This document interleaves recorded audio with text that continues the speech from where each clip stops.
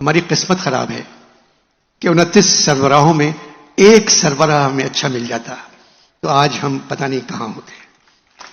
اب جا کے ایک آدمی ایسا آیا ہے کہ وہ ایماندار ہے. یہی بڑی غنیمت بات ہے کہ پاکستان کو ایک ایماندار آدمی ملا.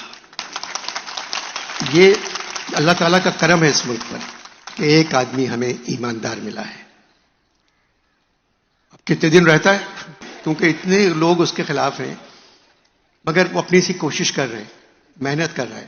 اور مجھے پتا ہے کہ حالات کو بدلنا ہے. کب تک نہیں بدلیں گے حالات؟ اتار چڑھاؤ بھی دیکھ لیا, ماشاء اللہ بھی دیکھ لیا. میری ہر فوجی سے لڑائی بھی ہوتی رہی. پتہ نہیں جیل نہیں گیا میں. جب عمران نے اپنا ریٹائرمنٹ کا اعلان کیا تو انہوں نے بلایا مجھے کہ آ کے آپ میزبان بن جائیں.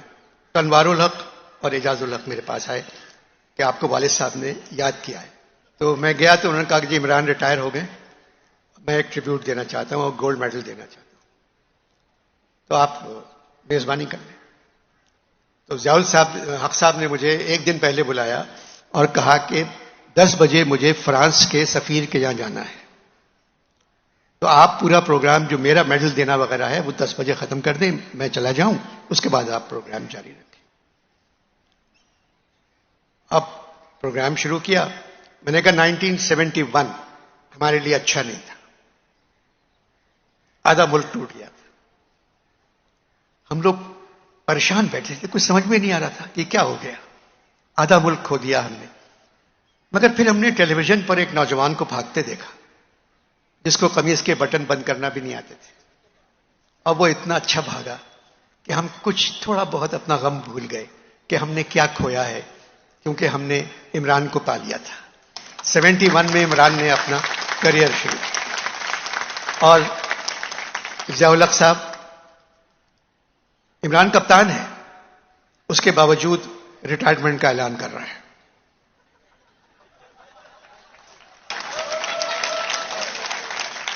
عمران خان, وہ عمران اپنے سٹائل میں جو ان کا ہے وہ ہے. اب میں نے کہا یہ عمران کے ریکارڈ ہیں, اتنے وکٹ لیے, اتنے, تو یہ سارے ریکارڈ عمران کے بتائے میں نے. اب میں نے کہا اب ضیاء الحق صاحب تشریف لاتے ہیں, صدر پاکستان. ان کے ریکارڈ یہ ہیں کہ انہوں نے 7 جنرلوں کو سپرسیڈ کیا ہے. اور ضیاء صاحب اسٹیج پر آئے اور آتے ہی انہوں نے عمران کے سیدھے گال اور الٹے گال پہ پیار کیا, جو طریقہ ہے. میں نے کہا خواتین و حضرات, پہلی مرتبہ کسی مرد نے بھی عمران کو پیار کیا. کیا لگے کیا کہا آپ نے؟ میں نے کہا سر آپ اپنا کام کریں, ایسے ہی کہہ دیا غلطی سے, تھوڑی غلطی ہو گئی مجھ سے. اس کے بعد انہوں نے میڈل وغیرہ پہنایا. اب گھڑی ان کے بیٹے اشارہ کر رہے ہیں کہ وائنڈ اپ کریں, ابا کے لیے کہتے ہیں کہ جانا ہے. میں بولتا گیا, 11 بج گئے, 12 بج گئے, 1 بج گیا, 2 بج گئے, اور ضیاء صاحب بیٹھے ہوئے. جب 3 بجے پروگرام ختم ہوا تو میں آ گیا. 3:30 بجے دونوں بیٹے آئے کہ آپ کو بلایا ہے. اب میں گاڑی میں بیٹھ گیا, اس میں وائرلیس لگا ہوا ہے.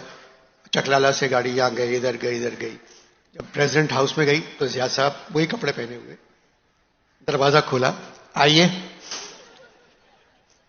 میں گیا تو وہاں نیوی کے چیف, ایئر فورس کے چیف, مطلب دستور الحق صاحب بھی تھے, سارے ایئر مارشل سب بیٹھے ہوئے. سب بیٹھے بیٹھے ہاتھ ملایا, کوئی کھڑے نہیں ہوا. کہنے بہت ناراض ہیں آپ سے یہ سب. میں نے آپ سے جب کہا تھا کہ میں 1 گھنٹے کے لیے آؤں گا اور 10 بجے مجھے فرانس کے سفیر کے یہاں جانا ہے, میں نے بتا دیا تھا آپ کو. میں وہاں 3.5 گھنٹے بیٹھا رہا. کوئی جواب ہے آپ کے پاس؟ میں نے کہا سر آپ کو عادت ہے دیر تک بیٹھنے کی. کہنے لگے کیا مطلب؟ میں نے کہا 90 دن کے لیے آئے تھے, 7 سال ہو گئے سر. تو اگر گھنٹے کے لیے آئے تھے 3 گھنٹے بیٹھ گئے, کیا پرابلم ہو گیا اس میں؟ تو میرے کندھے پہ ہاتھ رکھ کے کہیں گے آپ میں سے کسی کی ہمت ہے یہ کہنے کی؟ تو میں انور مقصود کی اس لیے بات مانتا ہوں کہ یہ بول دیتا ہے, مگر انور مقصود اگر آج اس ملک کا صدر کوئی اور ہوتا تو تم نہیں ہوتے آج, اور تمہاری جگہ کوئی اور میزبان ہوتا تو وہ بھی نہیں ہوتا. میں نے کہا سر آپ لوگ رہیں, میں چلا جاتا ہوں کہیں.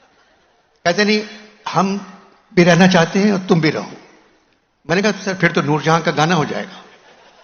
بولے کیا؟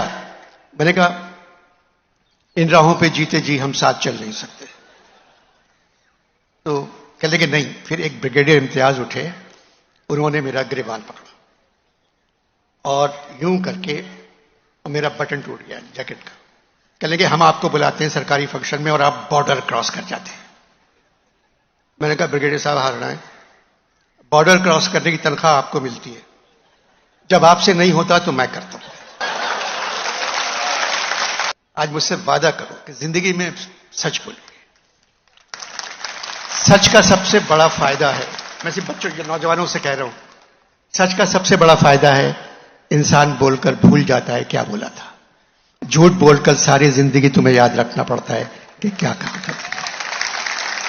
سچ بولو گے سارے راستے تمہارے لیے روشن نظر آئیں گے.